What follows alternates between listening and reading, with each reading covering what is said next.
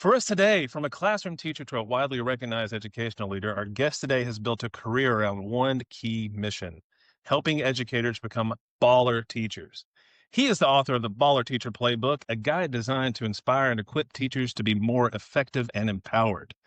Dr. Tyler Tarver has a massive following across social media with over 187,000 followers on TikTok and more than 124,000 subscribers on YouTube, where his humorous and practical content, much of it embodying his baller teacher philosophy, has garnered tens of millions, that's millions with an M, of views. With a doctorate in educational leadership and a background as a principal and curriculum director, his expertise is matched by his impressive reach. Today, we're going to talk to Dr. Tarver about his journey, his unique approach to professional development, and what it really means to be a baller teacher. That was Did I really get that right? nice and well done. Very Thank you, sir. impressive. I Thank you. love Thank it. you. 10 points to Gryffindor. Yeah. I've spent a lot of time working or following Jason Kelsey on the New Heights, and so I figured I'd try my hand at it. Also, for today's episode, we're joined by Clint and Holly. We got everybody in on this one, so it's pretty exciting. So I just got to open it up with that question I ended the intro with. What does it mean to be a baller teacher? I try not to define it. That way, if I ever miss it, nobody can point a finger at me. You know what I mean? Like, I just think it's somebody who is authentic to who they are, but they're genuinely trying to connect and build rapport with young people and, in a lot of cases, bridge the cultural divide because we know every generation is a little bit different. You know what I mean? As the kids say, they is built different. And so trying to connect with them in a way where, teachers don't have to lose kind of their old school values, but they can connect to like the modern way of things and way they're happening. Help these kids be ready to go out into the world and do the best version of themselves they can be. So I would also throw in there maybe a keeping it real. Keep it real. Like, Keep it What real about like a what fishing about rod. what about keeping it 100? Is that something as teachers uh, we should do? We keep it 100. Thanks, Six, Evan. My seven. kids are still doing that. It's Oh, like, I mine can't. too. My husband's trying to overuse it so the kids will stop using it. That's an That's excellent smart. strategy. Yeah. That's My smart. daughter had a flag football game, and the opposing team, that was one of their plays, was 6-7, and so it's like so 2000 and late, guys. A little Fergie. Differences here, Tyler. Lots of. I'm here for it. All right. Don't We'll stop get Kenny believing. Rogers at some point, I'm sure. Yeah. So Uh, yeah, go ahead. Go ahead, Clint. no, oh, thanks. So you talked about just having teachers feel empowered and less overwhelmed. I'm trying to work in a Fergie reference here, but I don't know if I can. What's one key piece of advice that we might be able to hear at GATC or hear in the book that can help a teacher in a challenging situation? Well, if you're talking about like what they're facing, I think always try to simplify things. And I don't think it's just for teachers, but everybody. Like we get so overwhelmed because there's so many good things we can do, but very often we have trouble prioritizing because we feel like if we don't do a good thing, that makes us bad. But really, it's like we have to figure out what are the good things we can do, whether it's incorporating them in your class, their programs, or things that you can do to build that rapport with students.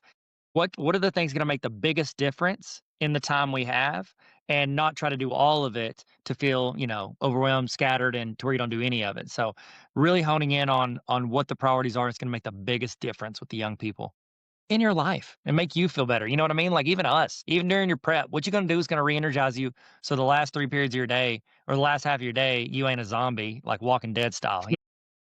I learned the art of For meditation sure. at some point in my teaching profession.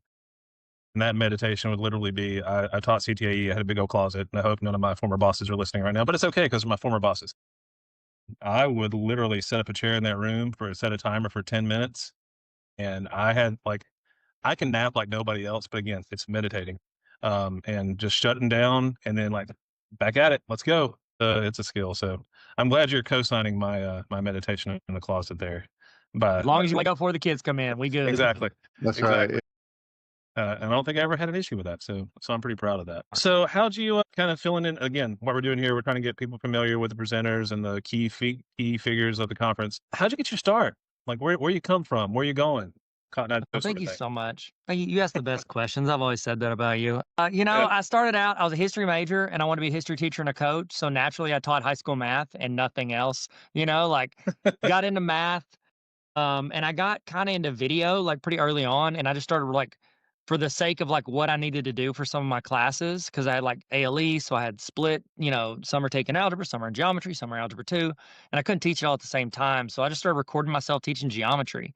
And at first I was putting them on them scrolly wheel iPods. Y'all remember those? Oh yeah. And the kids Oh would have yeah. to sit there and watch me teach a lesson on like a 2x2 screen, There you And go. then the YouTubes came out, and I was like, I'll just dump it on this. And so I put it on my burner account on on YouTube and let the kids watch the videos, and then that ended up helping some people, and that helped me get my first job as an admin, and was able to go from there, tech director, and then kind of work my way as a principal in central office. And it helped propel because it gave me something that could add value that not every administrator was doing. So like when you're 27-year-old admin, like when you sit at the table with all the other principals, they're going to look at you like, all right, who brought their grandchild to the meeting? And I literally had somebody say that to me at a training. And I was like, hey, how about this? I can open a PDF. Shut your mouth. You know what I mean? Like that's what I want to say to them. And so I'm like, at least I know how to right click on a keyboard. Oh my You know? God. So I'm sitting there and I'm just like trying to figure out how I can add value to the team. And I realized very early it was the incorporation of technology. And it started out, videos with YouTube and then iTunes U. Y'all remember that? Oh yeah. Oh yeah. RIP, baby. I liked it more than Apple did. I'm serious. I was trying to do sessions and nobody's coming to them because Apple didn't even like it. And so I'm like sitting there and I was like, man, these Google sessions are full. And so I started using Google. And then when I became a principal, like I had to use it because the collaboration tools, I had to use it to function as a principal in the fast-paced environment we were doing our school because of some of the waivers we had. And so I had to learn it, and just through the reps of doing it, got me the experience, and then I got the chance to start like doing some trainings and helping people with Google, and then now, with AI, ChatGPT, Gemini, like it's just kind of running, and it's like the greatest thing I've done is just not be afraid to try it. You know what I mean? And does it mean I screw up a lot? Yeah, but through that I learn. I'm not like, what is it, paralyzation by mobilization? Like I'm not sitting there just, oh, what do I click this and my computer blows up? And I'm like, well, if I click something, my computer blows up. That's very bad, and I'm gonna get a That's pretty big awesome, lawsuit, and I'm honestly. gonna be rich. You know what I mean? Tim Cook about to write me a check if I hit a button and the thing blows up. So Yeah. like I'm just gonna try stuff, and mess up and learn and keep rolling forward. I don't even know what the question was. What was I I supposed don't to either. answer? I don't even know. Oh I'm so yeah. sorry. That's Where'd you pretty. Cotton Eye Joe. Yeah. The best What? roller skate song ever, by the way. Oh Like if yeah. you're at the skating That's rink up in there. junior high, Oh where yeah. did you come from? Where did you go? You just like get out there and you show them your moves. You know what I mean? It's not the I best for wonder couple how skate. many broken arms and legs were caused by that song in the Not skating enough. rink back in the day. Yeah. Breaking I arms like struggle with the Jackie hokey pokey. Chan. I struggled with the hokey pokey. So I mean, I was out on the Cotton Eye Joe. Spinning. Let's just say it. There's too much spinning in the hokey pokey. We don't Yeah. talk about it enough. No, we don't. It's one of those underrepresented facts. You know what? I've always said that. Like, where's the bill for that? You know what I Yeah. mean? Where's Yeah. my amendment? This hokey pokey, let's turn this whole thing around. Yeah. Sorry. That's what it's all about. That is what it's all about. That's what it's all about. So what history did you want to teach? I was really loved, Europe around World War One and Two. Was always interesting. I took several classes, but really it was just like I'm talking like Rome, Greece, like all that stuff. Like I just loved it. And it was such cool stories and the way things just got created and how it's carried on for thousands of years, like, with different governments. Like it's just so wild to me. And we actually got the chance to go to Rome at the beginning of the summer, and it was just so cool. So cool. Amazing. And yeah, I've never used it in my life. So it's an awesome degree. Awesome. Yeah, that was my undergrad also, and somehow I Oh, wound up in dope. tech. What was yours? History, like I was a history major, What'd you history and focus on? psychology. I enjoyed. I got really into the colonial era, the Jeffersonian stuff, like Nice. complicated man. Like I had a professor I loved that was really into it, so I kind of fell into that. And he taught an amazing class in the '60s too that I absolutely loved. But That's yeah, so awesome. I'm a big history nerd.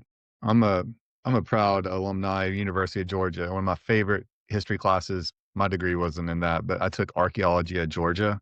Heck yeah. And just like the local history is something that I ate that up. Absolutely loved it. My grandfather was a local historian, and they're talking about Northeast Georgia and the mountains and stuff. The professor was and everything. I was like, man, this sounds like he talked to my granddad. And then like at the end of it, I was like, you happen to know Dr. Tom Lumsden? He's like, dude, how do you think I got this? Yeah, I know your granddad. And like they compounded it and stuff. It was so cool. So I that's- love that. It's so cool when you can Yeah. put like your eyes on history and tie it all together. Yeah. And that's one of the things like my wife and I like figured out early on is like we want to waste our money on experiences for our kids so Yeah. that Oh, whenever they're in history 100%. class and they hear, oh, the Colosseum, blah, blah, blah, my kids can be like, oh, yeah, I was in there. Like I was looking Yeah. around. Yeah. So I don't know. I just think that's really cool. But they super don't care. They just want to play on their phones and have good Wi Fi. Yeah. Some I think that you saying that, that's kind of what kind of got me into ed tech, because in my classroom, when I started doing, like, back in the day, 10, 12 years ago, was just doing like those Skypes and just going online and just saying, like, we were talking about like global warming or something like that. Google, and I just Googled, like, who's somebody from Alaska who's a professor at University of Alaska who's studying this. Find his email. Hey man, you want to talk to us about global warming to a bunch of kids down here in Northeast Georgia? For sure. Let's do this. And the same thing. Did I have kids in the back who didn't care? But at the same time, what an authentic experience. That's kind of made me what started like drinking the Kool-Aid of ed tech. So it's so crazy how we're able to do that now. so cool. Underutilized thing to do, by the way, which still happens today. Like, would reach out to people. Like, worst they can Yeah. do is say no or ignore you. Exactly. Yeah. Right. Yeah. And most people say yes, I found. They Yeah. like yes. Again, hey, how smart are you? Why don't you tell me about it? Hey, that thing you're really passionate about, spend a lot of years talking about. Would you talk about it? Yeah. No, it sounds way too hard. I can't possibly do that. So what neck of the woods you in? Where are you from, Tyler? Well, I'm from God's country and down in Arkansas. You know what I mean? Down in the natural Kansas. state, if you will. Yeah. Or when we explain it abroad, because nobody knows where Arkansas is, we just say we're like next door to Texas. That's what we tell because everybody knows Texas. Beyonce sang about it, so everybody now knows. And so we're just like we're Texas's like less cool little stepbrother. That's what we are. Texas adjacent. Yeah, Texas adjacent. Very good math. A touche, Yeah. bro. Exactly. I might throw an adjacent there every now and then. Tyler, have you presented at GATC before, or is this your first time coming? I think it's my first time in attendance and or in presentance. Never done either. So excited. I'm pumped. I think I almost went like a few years ago, but haven't fallen through. But yeah, I'm super excited.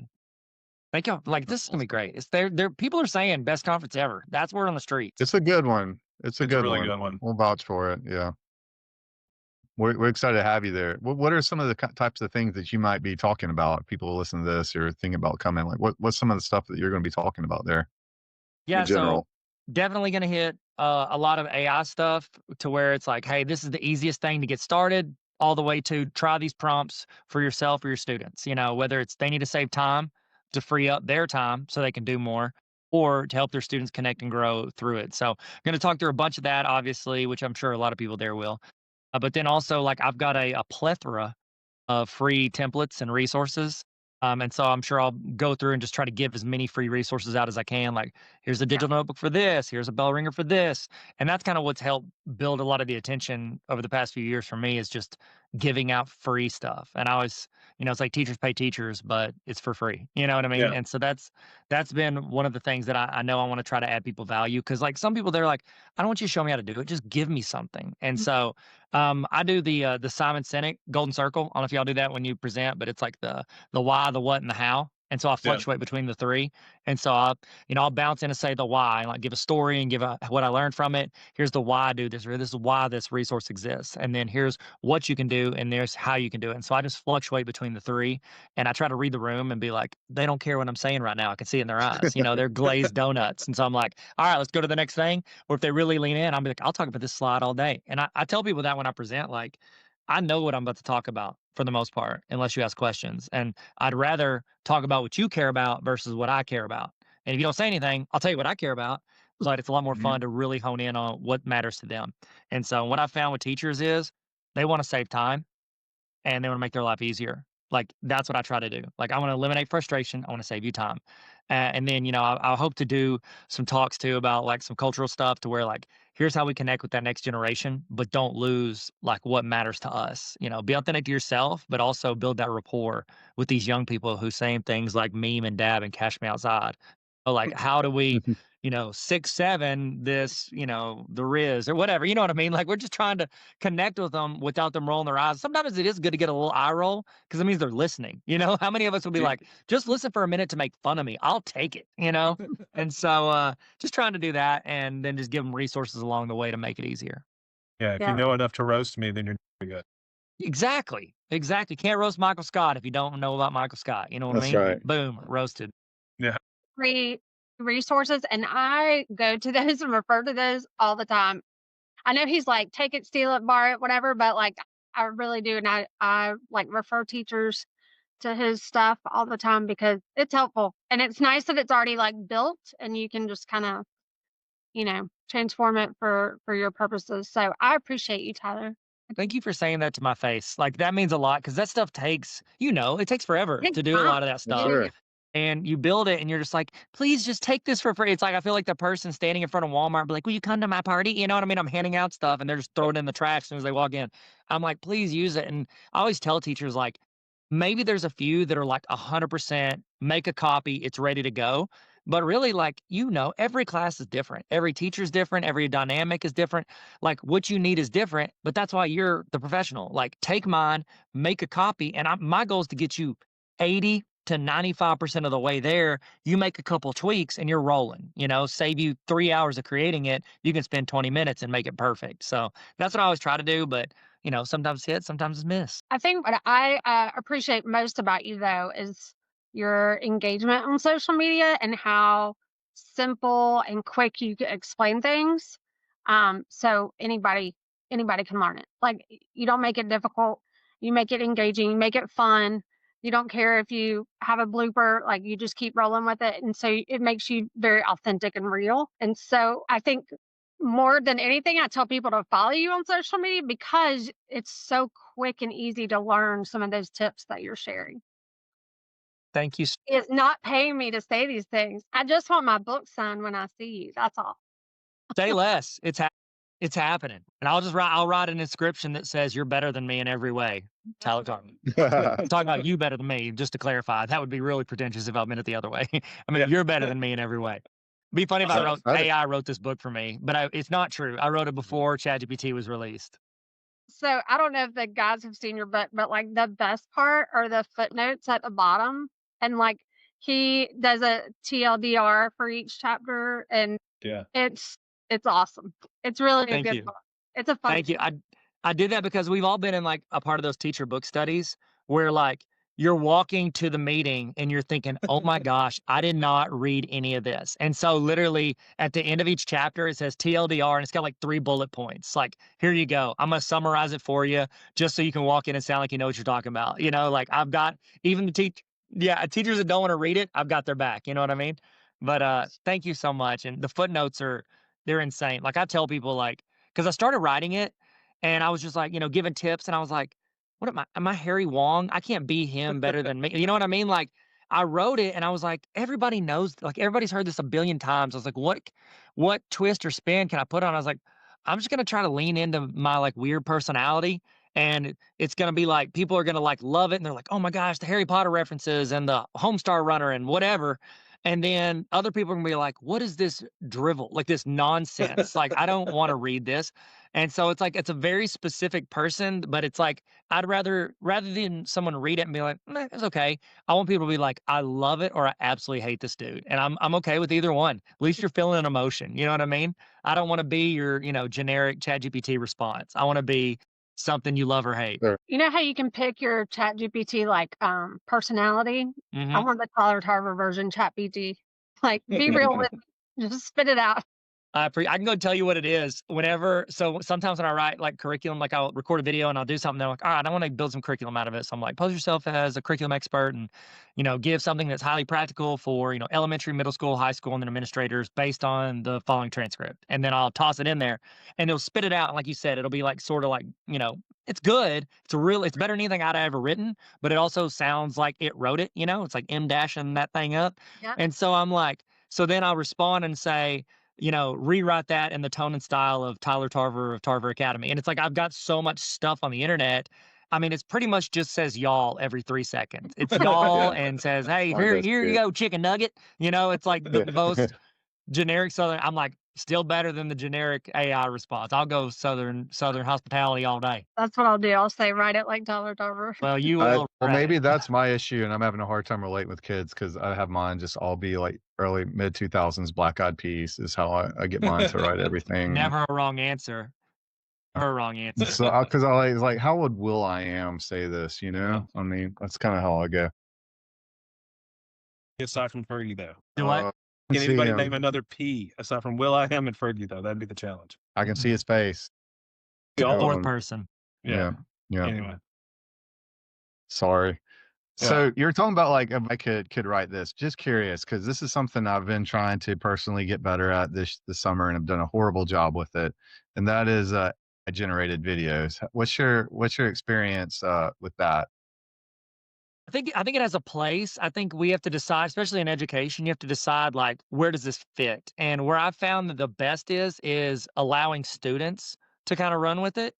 And one, they're gonna be more creative than us, and then two, they're gonna like build it out. Are you talking about like that? Or are you talking about like if somebody took my face and voice and then So made a video of me saying something crazy? Because I've seen no, both. no, Yeah. that scares me. For example, here is mine. I was trying so hard. I was trying to do a welcome back for the teachers in my district, and like my prompt, I was using Gemini Pro, and my prompt was like a teacher transitioning from like being at the pool and that into like walking into the classroom. And what it turned out was a teacher on a float with like a drink with like an umbrella in her hand. And then she says, "Welcome back to school, Elbert County." And then she falls face first as like she's drowning herself, like into the pool. It's the best Show thing it. I've ever. Yeah, I'll send it to you. And it is like the absolutely worst video ever.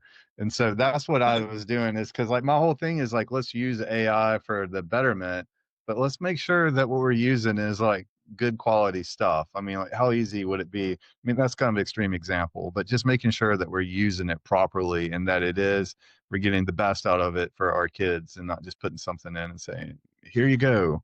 Here's a teacher drowning herself on the first day of school. Thing though, like we see this with anytime there's new technology. It's like there's chunks of people who are like, I don't want to touch it, I don't know how to use it. And you know, and then there's a chunk that's like the kind of like the most basic version of what you can do. And then there's people that kind of run with it and try things.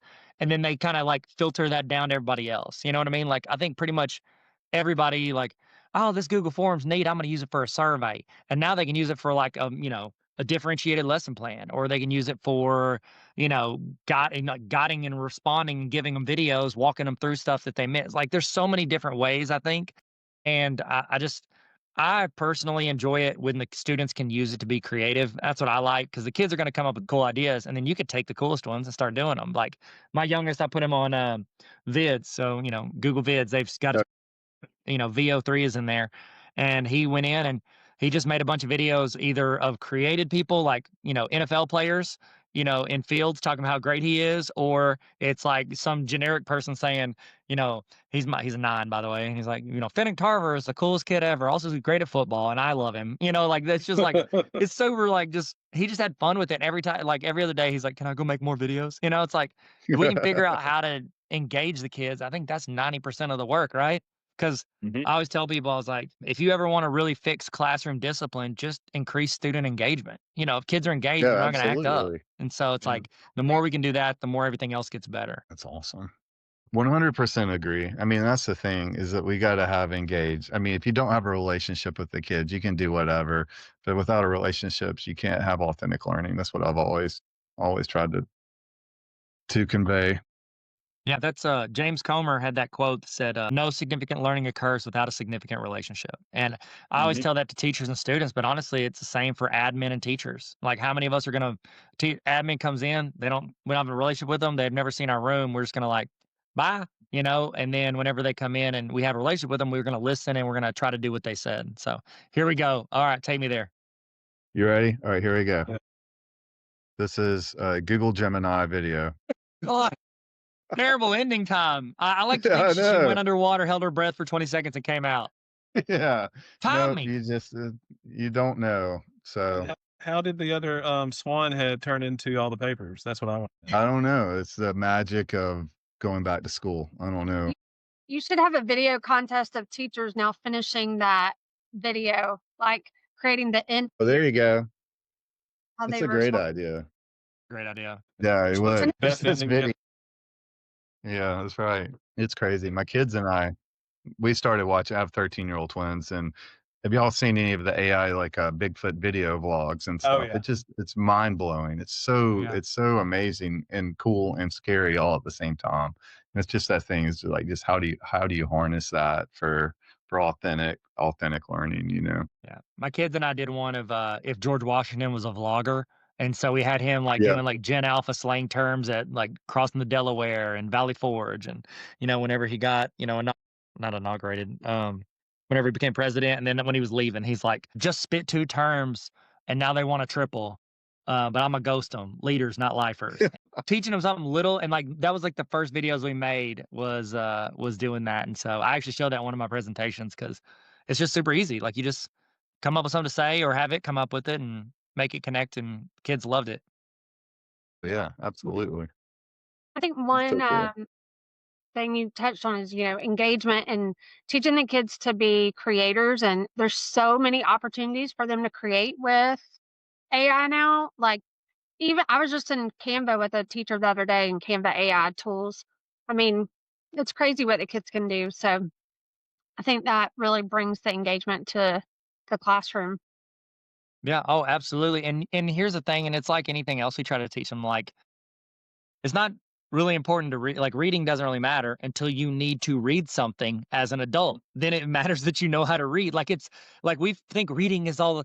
No, read is how we learned for, hundreds of years.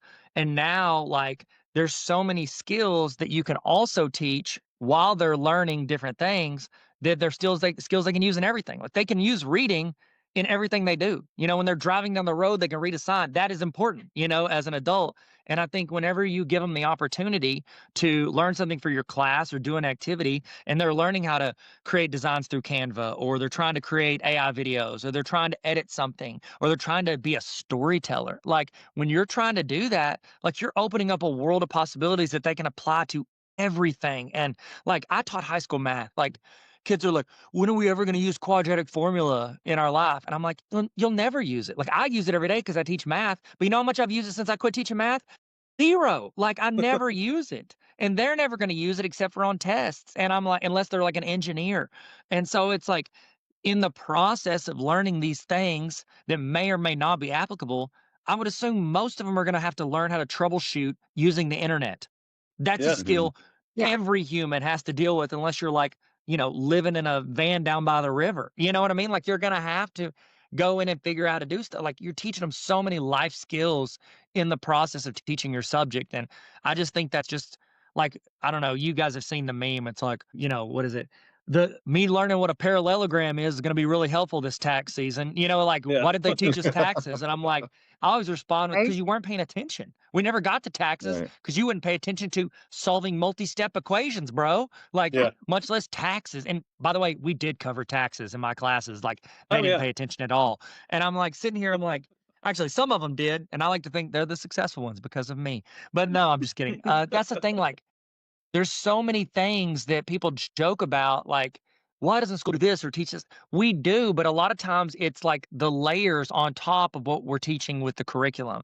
And so it's like the more we can do that, the more we're equipping them. Like, I'm sorry, tell me to shut up if you need me to, but No, go there on. was a interview, and it was that Kevin O'Leary, the Mr. Wonderful dude from Shark Tank. Yeah. And he was talking, this is from several years ago, so it may have changed, but he said for years, when parents would come up to me and be like, "What profession should my kid go into?" And he said, "Well, the 3 I recommend are engineering, engineering, and engineering," because that was the best job you can get, always needed it, paid well, like, it was a great job. And then he said, "Over the past few years, though, I've had to change my answer.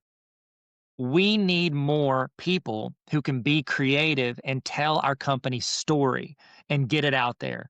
One of the most important things you can do now is how you market. Like, how do you market your company? I was literally talking to someone in a meeting this morning, and she was creating this awesome program and app. And she was like, "Well, if I get this grant, I'll have this extra money. What should I do with it?" I go, "Put it towards boosting and putting it in front of the eyes of people it can help."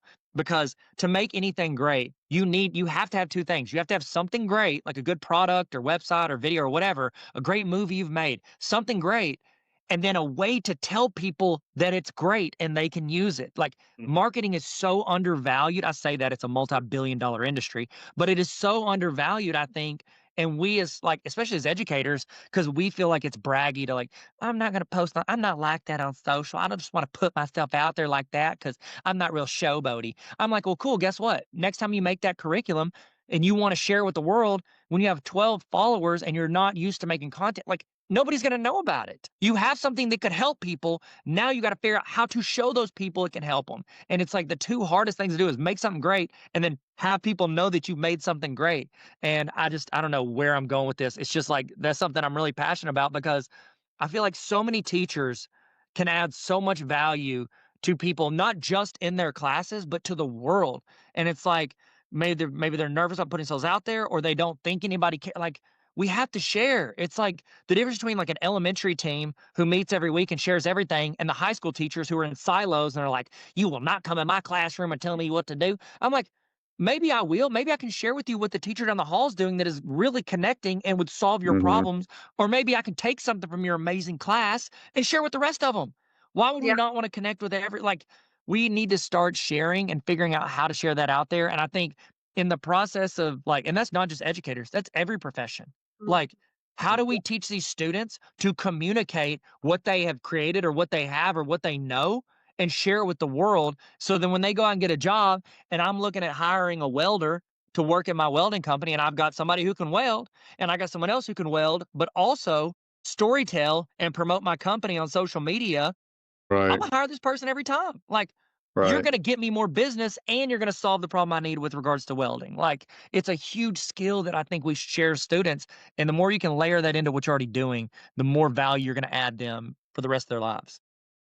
And share it with my media specialist because I've been telling them that for a year. Y'all don't share enough of all the amazing things you're doing in the media center. And then they're complaining, well, nobody ever wants to bring their class in and kids don't want to come check out. And I'm like, because you're not, yeah, They don't know. We think that's that, right. oh, we made one post one time 3 years ago. They should know.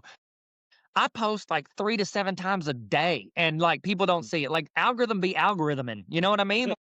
People don't be seeing everything. Just keep posting. Post it. I call them reruns. I have a great post from a year ago. I don't know who saw that. I'll toss it up. Like, why not? Like, I didn't make it for one time and one moment. Like, I want to share people value as much as I can. So I don't know. I'm a big proponent of trying to get your story out there and show people how you can add value to their life. I Speaking think of a story, big have you played with the storybook feature in Gemini? I have a little bit, not a bunch, but it is super It's cool from what I've it's seen. really good. I made Do you one use about it? my kids moving into their apartment together in college, Oh, and yeah, I saw that. it was spot on. It took like I even uploaded a few pictures. It took like the exact posters in their living room and put them in the storybook, and Oh wow. it'll read it to you. And yeah, it's awesome. They loved That it. is awesome. Yeah, Oh, I love my that. media specialists are all about it now. That one of them did their orientation with their littles making a story, so it was cute. I bet they were super engaged watching it. I loved it. Yeah, Hmm. because it was like their school and kids that look like them at their school.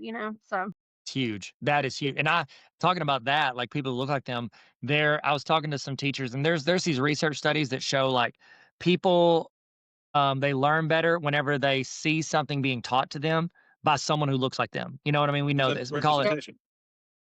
It's representation. yeah, that's exactly Look, I need an like the example of me. yes, that's somebody I can see myself doing that because someone else. It's why we make a big deal when it's the first, black president or the first person to do this, first woman this. When someone's done it, now we can be like, okay, they broke the barrier. I can now see myself doing that. Yeah. And I just think one of the things I tell people is like it's going to get to the point where students, when they want to go learn multi-step equations, they're going to be able to take a picture of themselves, say like 10 words, and then they're going to watch a video of themselves teaching themselves Right. what they're like not only somebody that looks like Crazy. me, that is me. I know this, and you can be explaining it to yourself. It's going to be a weird world. We're going to walk Yeah. into a It is weird weird. world, but yeah. hopefully we can figure out how to harness some of that stuff and help kids learn even better. And use the power for I good. was reading the other day, maybe last night before I was going to bed, about dead bots. I And don't know what it's that is. like there was this book that was written a while back about this lady. Her grandfather was like a big time professor, like a literature professor or something. I don't remember. And she's a writer as well. And she never really knew her grandfather very well. So they trained AI and uploaded like all of his research and all of his books and all that stuff. So now she would relate to the AI, and it was speaking like her grandfather. And then there was another one, the video that they did of somebody who was killed in a traffic accident. It was like in court or something like that. Yeah. And they created the bot, the video, and the AI of the person who was killed in doing that. So, like I said, from my personal children, like what's this going to look like for them in the years to come? What's it going to look like when they're in college or whatnot? And it's just it's so interesting to think about all the different ways that kids are gonna learn. Not to. So it's interesting. Yeah, I love it. I have a project folder in Chat GPT where it's called the Tarver Story Vault. And when I think of a story, I just go in and just talk and tell it the story, and then it like files it, categorizes it, and like I can use it later if I need to. Hey, I want to do a talk on leadership. Give me 3 different stories I've done, and it'll bring it out. And I thought I was talking to somebody yesterday because I was doing a training, and they were like I could pass this on to my kids and my grandkids like after I'm gone. I'm like, yeah, absolutely. Yeah. And then they could literally. Again, it's not a real conversation, but it's better No. than just like trying to think, what would dad say? Like, just ask. And then when Right. it says that, be like, Yeah. dad would never say that. You know what I mean? With a book my kids gave me for Father's Day, a couple last year, this past year or something, where it's those questions you just answer, who's dad, like, what were your dreams, what were your hopes as a kid? I can't write, like, right? That's the reason I got my doctorate. So because I have atrocious handwriting. My dad told me that when I was little, like, you're going to be a doctor because you can't write. I was like, okay. Watch me. But so yeah, and I've got like a 2 hour commute, or not. It's an hour there and back whenever I have to go to the university. And I've just started reading the question and answering the question, and then throwing that into chat. Not doing anything with it yet, but that's an opportunity for me to put something together for my kids that serves that purpose. And it's actually answering those questions for them, and it's going to put it together into something that is honestly going to be better, not better content because I give it the content, but it's going to be packaged better than what I could do myself. And that could be a written Absolutely. book, that could be a audio, that could be a notebook LM, that could be a what I want it to be. Plants Yep. drowning video. And that's a good one. Yeah. That's go ahead. What's that like when you have like a movie that's so good they put it like in the archives or something like The that, the Library of National Congress. Archives? Yeah, Library of Congress. I think my video needs to be a part of that. Yeah, Criterion Collection, right? Yeah, I'll do the director commentary or whatever. I love it. So the motivation behind this was. So Okay. how often do you get down to Atlanta?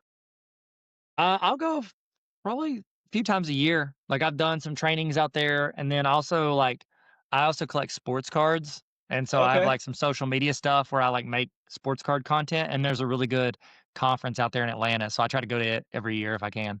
So it's actually coming up in a couple weeks. I don't know if I'm gonna be able to come out there, but yeah, I used to live in Buford, so I used to live Oh, close to wow. there. So yeah, I love Atlanta, and so I try to go there at least 2 or 3 times a year. It's awesome. what would you say is your like favorite or most prized card you got? So I can show you. How about this? I'll show you the most recent one I picked up that I'm really excited about. Is that okay? Yeah, that'd be great. So this is it's a Kobe Bryant. It's called an EX Credentials. So it's my favorite Kobe rookie. And so it's a Kobe rookie card, and it was the first ever numbered set that they ever did with basketball cards. So you can't see it, but there's a number there out of 499. So they only have 499 of these, and over the past year and a half, there's 80 cards in this set, and I've been trying to collect the whole set, and this was the last card I needed. And so just Uh, finished that set of 80 cards and capped it off with Kobe Bean Bryant, baby, Black Mamba, Right. Mamba. got it. His favorite rookie card of his. So that was probably the most recent one that I was just like in love with. So, That but is I'm awesome. a big Jordan Poole collector. I know y'all know who Jordan Poole is. Yeah, yeah. He used to play for the Warriors, then the Wizards. Now Yeah. he just went to the Pelicans. I'm a big Jordan Poole fan. Yeah. So big JP. That was game used. No big deal. Ward against Yeah. the Hornets, put up 30. No biggie. Don't like to brag, but I like to tell the truth. You know what I mean? So yeah, JP's cool. He's one of him and Steph are my 2 favorite current players. But yeah, I love JP. Used to be like he was like probably second behind Steph because I love Steph so much. But then whenever we went to a game last year, my son and I, he came up, chatted with us, signed some stuff, and he was like, "Hey, I've seen y'all's videos," and we were like, "What?" Oh, Because Oh, because I cool. make like a lot of content about or talk about, "Hey, here's my favorite player," and show Jordan Poole cards, and he said he'd seen some of the vids. So, gotta that's respect the awesome. goat whenever he says hi. That's what I Yeah. always say. That's awesome. I like people who like me. Yeah. And that's what you get for putting yourself out there too. Like you get That's that right. connection that you wouldn't have otherwise. Absolutely true. Yeah. Now I don't like to brag, but it's in my intro whenever I talk to students is that Jordan Poole follows me on Instagram. So it's one of my I'd say it's probably one of my biggest flexes. eBay follows me on that account too. So but I would put Jordan Poole above eBay. But that's just I me. would too, for No sure. offense, eBay, I love you. What did you do in Buford when you lived here? I was in elementary school. So we were there in the Oh, you were in elementary school. yeah, I wasn't there as an adult. I pretty much just went to class and played basketball. Granted, we won the 5th grade championship, no big That's what's deal, up. MBD. Yeah. 16 teams, we were number 1. It's because Uh-huh. we had some of the best players, not me on there, you know what I'm saying? Ryan Long and Kyle Morrison, that's what's up. No, we were there during, like, the heyday of the Atlanta Braves, and Oh yeah. so, Yeah. so my speaking I'm sorry, y'all didn't ask for sports card No, content, bring it, man. but I collect a No, lot go of the ahead. mid-90s Braves now because, like, Oh, that's when I was a kid, like, you was collecting cards and, like, Chipper, Klesko, who else? did we just Um, become best friends? Because I can go through Yeah. the whole lineup. Oh. Like 80s and 90s Braves is like my absolute wheelhouse. Mark Dude, Lemke, Like Jeff if you pull out like a Dale Murphy sign something right now, oh no, No. don't do it. So Don't. no, I don't have Dale. I do have a photo Okay. with Dale Murphy. I was at that sports card show, and I'm sitting there, and I was chatting with the dude. He saw me. He's like, "Hey, I see your videos. Actually, I was like an assistant principal. He's an assistant principal, and he'd seen my videos on education, and then he saw my card stuff, so he followed me on both. So we're chatting and just meeting each other. And he goes, "Oh, there's Dale Murphy." And he knew Dale Murphy through like his relative because he has a restaurant like right next to it. And so I stopped, wow. chatted with him for a minute, and I was like, "Hey Dale, I'm really excited you get the chance to meet me." And I took a photo with him. He laughed. He got a joke. He didn't think I was a tool. And so we took Yeah. a photo together, and he's a lot taller than you'd think. He But is. no, Yeah. one of my biggest, I'm probably the world's largest Ron Gant collector. Do you remember Oh, Ron heck yeah. Gant? So Yeah, like yeah, man. that That right stupid- there. That Like, stupid. this- About to say dirt bike. that daggum dirt bike accident. Seriously, like he was the 3rd player in baseball history to go 30 home runs, 30 stolen bases. 30, like him, Willie Mays, and like I don't know somebody else, Bonds. but like Yeah. crazy. But I have like the world's biggest Ron Gant collection. This is a game used Ron Gant bat. He used it when he played for the Wow. Rockies. It's too expensive to get the Braves ones. And then that's Yeah. Brett Butler. I like Brett Butler a lot too. He was on the Braves for a minute, but To He go down to was, spring and then- training every year in West Palm during those years. go. Me and my best friend, we would go to, and I've got bukus of autographs. Like Tommy Lasorda cussed me out down there. That's one of my claims to fame. Go. Like at 15, at 14, I was 14, 15, but I was 6 foot tall. Didn't have the beard yet. So I was a big kid, and I could have probably passed for an adult. But I'm like standing like 30 rows back, waiting for him. It's me, Tommy Lasorda, and this guy he's talking to down on the field. And I'm like, oh, wow, just me and Tommy Lasorda. I'm gonna hang out back here, see if he frees up. Because I was trained right, that you don't go harass people. And then I'm just kind of standing there, and I'm probably like, moving, being shifty or whatever. And Tommy just starts yelling up the stands at me. He's like, "What do you want?" You're like, I I want was your car first keys. What do you person think I Tommy want, dude? Lasorda. Sign a baseball. I was about to pee myself because I'm a kid, and like Tommy Lasorda yelling at me, and I just knew the Weight Watchers commercials or the Slim Fast. That's what he did. And so yeah, then I started to like go walk away. He's like, "No, you've already ruined me. Get down here." And I went, "Okay," and I went down and he signed whatever. Wow, what a guess. sweetheart. For me, Good content sometime. Look up Tommy Lasorda when he gets in a fight with the Montreal Expos mascot. Deal. It's good stuff. Yeah, look that one up after the podcast. yeah. You weren't the first kid he cussed out, Lee. I know that's a great Oh, I'm story. sure. I'm sure. He probably there was like 6 right before you, and then like 22 the day before. He's putting up numbers. He did. Yeah, have y'all been? Yeah. Well, I live near Fantastic. Savannah, so yeah, but Cool is it? Is it an awesome experience? it's so up your alley, like you would love it. The kids would Yeah. love it. If you get it, Okay. if you get a chance, you gotta go. I want Yeah. to really bad. Like I've heard it. Like my kids have friends that like that's their birthday present is to go to those Yeah. games. Yeah. That's so cool. Yeah, So They- cool. Yeah. I need to go check it. I They're will awesome. Their be there. social media stuff's incredible. It is. Yeah. and it's a great example too. I think I Oh, read yeah. the Party Animals sold more tickets this year. Not more tickets than the Bananas, but they sold out more venues. Maybe that was it. Because Yeah. the Party Animals are doing the smaller stadiums, and it's the same thing. Like it's just not the Bananas. Like, Yeah, That- these are another team. So they've got the firefighters, the party animals, the bananas. I think they're going to add like the tailgaters or something. Yeah.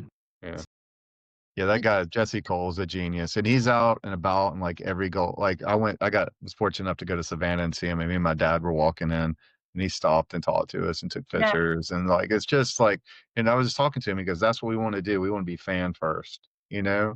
And that just kind of made me think about being not to take it back, but just like being a teacher, like just being like student first, you know. Yep. And what do we do? And if you have, again, it comes back to relationships. If you have that relationship with your fan base or your kids or whatever, you can do pretty much anything. And now to see that they just freaking sold out like Clemson this year or something like that. They played in front of like 90,000 people. Yeah, it's crazy. Add people value. It's the trick to everything. Add people value. And really, Yeah. there's only two reasons people watch anything on social media. It's for education and or entertainment. You know what I mean? And so Right. if you can educate or entertain people, you're adding them value one way or another, you know, either through them learning or through them just enjoying themselves. So Well, you that's do both. do what? I said you do both. You entertain Thank and you. Whether that's true or not, I'm writing in my Yeah, you diary. I do. don't even care. That was the nicest thing anybody said to Infotainment. me this month. Infotainment, yeah. Thank you. So Tyler, for people who are thinking about coming to the conference, want to come hear you speak, I know they're going to hopefully listen to this podcast. But what are other ways that people can follow you and listen to you and all your social media and all that stuff? Oh my gosh, it's plug time. Pick All three. right, here we go. Yes, plug time. Go, baby. Never stop plugging. I'm pretty much on all the socials, you know, like TikTok, Instagram, YouTube, Facebook. I've got stuff on all of them. And then it just depends on your vibe, if you will. And so whatever you like, go click on it. I'm Tyler Tarver. If I'm talking about Jordan Poole or Steph Curry, that's the other account. So you probably want to come back a little bit, back up a little bit and go to the education stuff. And I just give tips and resources. So all that's there. I've got, so kind of like if you really are like, hey, Tyler, I don't even want to see you talk about no thing. I just want the free resources you talked about earlier. tarveracademy.com/resources. It's like a blue page. Stick an email in. It can be your email. It can be your boss's email. It can be a teacher you don't like's email. It doesn't matter. Any email address, hit get access, and it pops up a Google Doc that's got like 80 or 90 free templates on it. And so you click, make a copy, and they're yours. And I tell people, take my name off, put your name on it, share with your team, pretend like you made it. I don't care. Like, go for it. All I ask is that if you put it on Teachers Pay Teachers, after you make 2 or 3 million, let me sue you for a little bit. I don't want a lot. I'm talking like Winklevoss twin. You know what I mean? Just give me a little bite of the pie, and then you go build Facebook. You know what I'm saying? Like, let me sue you just enough to buy off my truck, and then we're good to go. That's fantastic. Thank you. A little Sue. Well, man, I'm for one excited to attend your sessions, get in there and kind of hang out and see the show in person. Thank you. We'll put on a show if nothing else. I'll definitely reference Harry Potter at some point. That's all I can guarantee. I want to see like a mashup of like Harry Potter and Ron Gant. I think that could. That's what I was going to happen. Don't don't ask or thou shalt receive. You know what I'm saying? Like that's the one thing I can bring is that kind of energy. Okay. Kind of like Quidditch and a Sid Breen slide. You know, I don't know. Make it happen, Oh my bro. gosh. Don't sweep me off my feet and drop me on my head right now, bro. I'm serious. This is incredible. You're saying all things I like to hear. We could do something where we maybe put a curse on Kent Herbeck. Screw that. Yeah, I get angry. I get physically angry when I think about that man. Well, it was Ron Gant. He pulled Ron Gant's leg off the bag going to first base. Oh no, that bobblehead actually goes like really high. I didn't even know there was a bobblehead. The Ron Gant where he's like standing in front of the burning press box. So I've got that bobblehead, but I don't have there's another one where he's sliding and he's pulling him off the bag. And that one's actually, it goes pretty good, like a couple hundred. So I hadn't pulled the trigger on it yet, but someday I will, in the words of Nick. I don't have it in my office, but my most prized Braves one is I got a few years ago, and that would be the Atlanta Braves tribute to Outcast bobblehead. It was fantastic. Clean. The one I don't have that I really want, it's not a Braves, but it was like some minor league team that former second baseman Brave Glenn Hubbard played for. And his rookie card, if you have it, he has a boa constrictor around his neck. And there is yellow?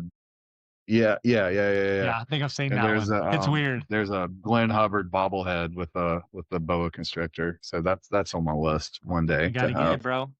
Go get it, man. Don't hesitate to eBay and buy that thing. Shout out to you. Thank you guys so much. Y'all are awesome. I really appreciate y'all letting me come hang out and hopefully share at least a couple resources with people and or show them some things that they can use in their class. That really means a lot. Thank y'all so much, for real. Yeah, thank you. We greatly appreciate you. And I'm Same going to hit a here. button now that'll knock this out. Feel free to hang up. Bye. Lee, Taboo, that's the other Black Eyed Peas member. Did you Google or did it hit you? No, I Googled it. Hey, you're allowed to lie. We don't know what's real and what's not. You can lie about everything now.